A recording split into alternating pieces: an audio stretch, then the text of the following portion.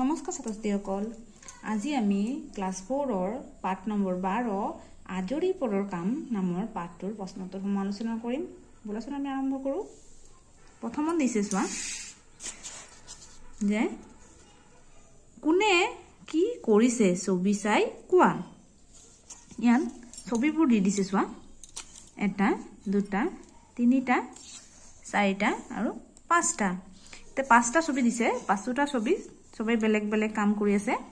তে কোনে পাঁচটা ছবিত কোনে কি কাম কৰিছে আমি বহি লিখি দিছো চ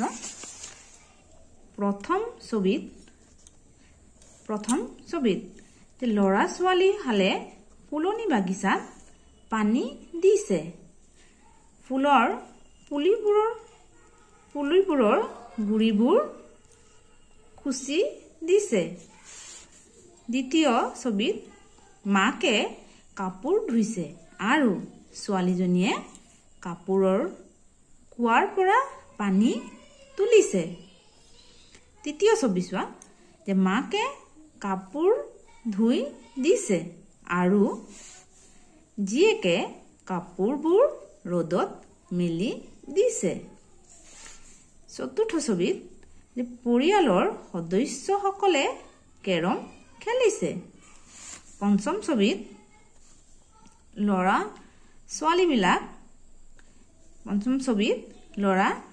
ছোৱালী হালক পঢ়িবলৈ দিছে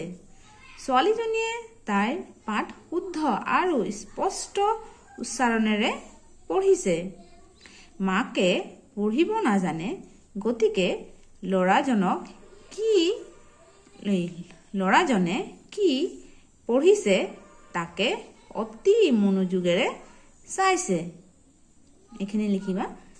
এটা তোমালোকে চাই লবা নিজে নিজে চোৱাৰ পিছত ধুনীয়াকে লিখি লবা এটা 2 নম্বৰ দিছে যে তোমালোকে মাৰা দেউতাৰা কি কামত সহায় কৰা এটো তোমালোকে নিজে নিজে লিখিব দিছে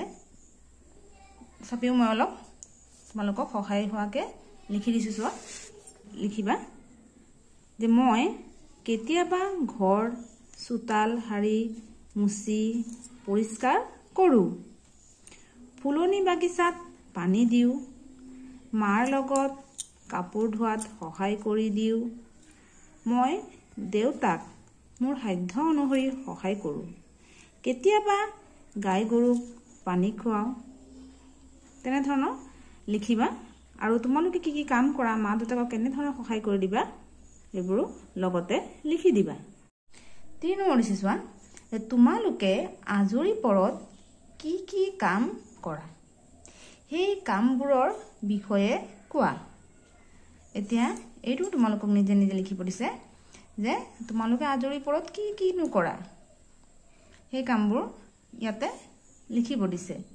এতিয়া তোমালোকক সহায় হোৱাকে মই অলপ লিখি দিছো চোৱা উত্তৰত যে আজৰি পৰত সমনীয়া সকলৰ লগত খেল ধেমালি কৰো 2 নম্বৰ লিখিবা যে মাজে সময়ে মা দেউতাৰ লগত ফুৰিবলৈ যাও 3 নম্বৰ লিখিবা আবেলি বাগিচাত পানী দিও তাৰ উপৰিও তোমালোকে আৰু কি কাম কৰা লিখিবা 4 নম্বৰ দিছে যে যিকোনো এবিধ ফুল সংগ্ৰহ কৰি সেই ফুলৰ ৰং কি আৰু পাহিৰ সংখ্যা কিমান ইত্যাদি চাই 3টা বাক্য লিখা ইয়াতে তোমালোকক ফুল এটা সংগ্ৰহ কৰিব দিছে আৰু ফুলটো তোমালোকে কি দেখা পাইছা কিনো বুজিছা তাৰ হেইখিনি 3টা বাক্য লিখিব দিছে যিকোনো ফুল লব পাৰা তোমালোকে মই এটা উদাহৰণ দি দিছো তোমালোকক চোৱা ইয়াত মই লিখিছো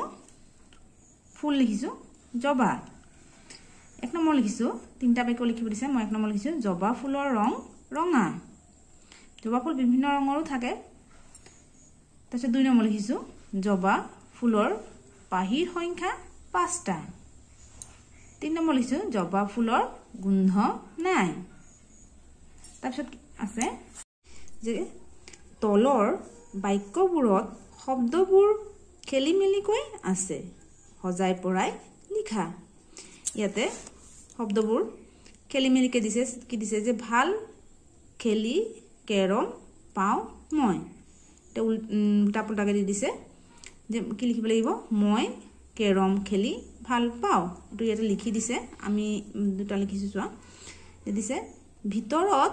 কৰি কাম আছে মায়ে এটো লিখিব লাগিব মায়ে ভিতৰত কাম কৰি আছে ক নম্বৰত যে ধুইছে ৰিমাই কাপোৰ পাৰত কুৱাৰ এটো শুদ্ধকে লিখিলে এনেকে লিখিব লাগিব যে ৰিমাই কুৱাৰ পাৰত কাপোৰ ধুইছে তাৰপিছত আছে যে তলৰ যুক্তাক্ষৰবোৰ ভাঙি দেখুৱা এটাছে পৈৰপ্ৰ নৈদান্দ নৈদান্ধ কৈৰাক্ৰ অৰ্থাৎ তু পযুক্ৰ পৈৰপ্ৰ ন যুগ দ নৈদান্দ ন যুগ ধ নৈদান্ধ ক যুগ ৰ কৈৰাক্ৰ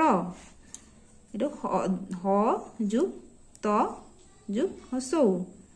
হযুক্ত হৈতাস্ত যুগ হসৌ হৈতাস্তু তাৰপিছত দিছে যে তলৰ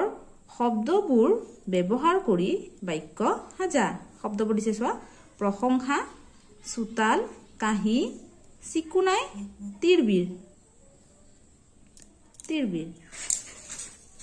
আমি লিখিলো চোৱা বাক্য সাজা যে প্ৰশংসা লিখিবা যে ভাল কাম কৰিলে প্ৰশংসা পোৱা যায় সুতাল মই মাক সুতাল হৰা কামত সহায় কৰো সবসে কাহি লিখিবা আমাৰ ঘৰত 10খন কাহি আছে তোমালোকে বেলেগো লিখিব পাৰা তাৰপিছত চিকুনাই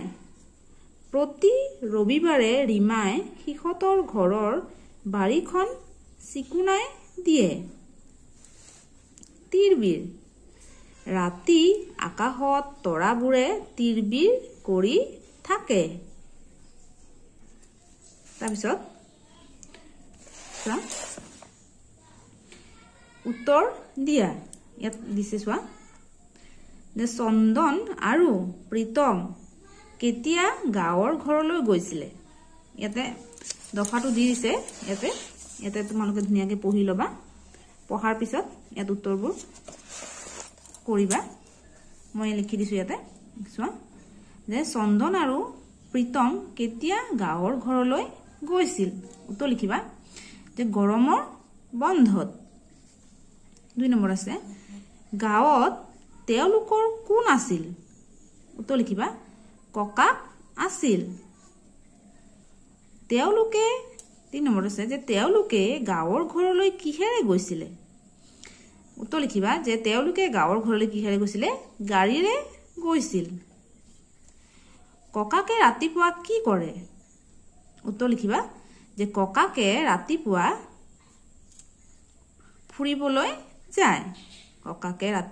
ফুৰিবলৈ যায়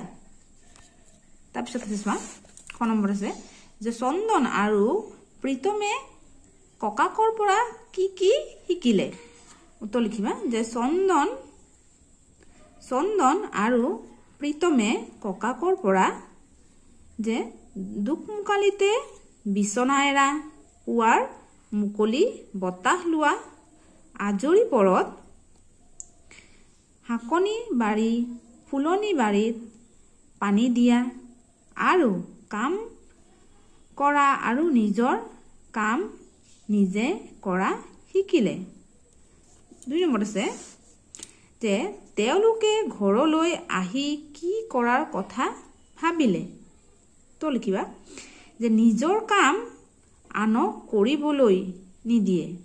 আজৰি সময়ত মা দেউতাকক সহায় কৰা কথা ভাবিলে যে সন্ধিয়া তেওঁলোকে ঘৰত কি কৰে উত্তৰ লিখিবা যে সন্ধিয়া তেওঁলোকে ঘৰত শুই নতুবা খেলি থাকে 4 নম্বৰত নিজৰ কাম নিজে কৰাটো তেওঁলোকে কাৰ পৰা শিকিলে উত্তৰ লিখিবা যে নিজৰ কাম নিজে কৰাটো সিহঁতে ককাকৰ পৰা শিকিলে আজিলৈকে ইমানেই ভিডিঅ'টো ভাল লাগি থাকিলে লাইক কৰি দিবা আৰু পৰৱৰ্তী পাঠৰ ভিডিঅ' চাবলৈ হ'লে চেনেলটো সাবস্ক্ৰাইব কৰি দিবা ধন্যবাদ